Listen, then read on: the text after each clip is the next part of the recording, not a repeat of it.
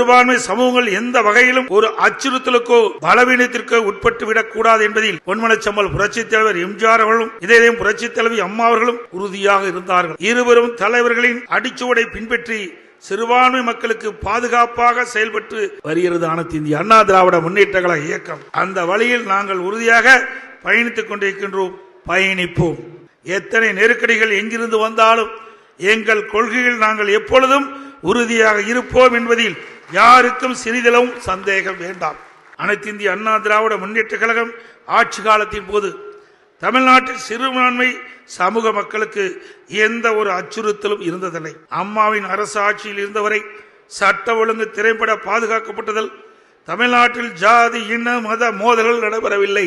அனைத்து இந்திய அண்ணா திமுக கூட்டணி என்பது தேர்தல் சமயத்தில் கட்சிகளுக்கு இடையே ஏற்படுத்திக் கொள்கின்ற ஒரு ஒப்பந்தம் மட்டுமே. கொள்கை என்பது எங்கள் கட்சியினுடைய உயிர் மூச்சு போன்றது என்பதை இந்த நேரத்தில் தெரிவிக்க விரும்புகின்றேன்.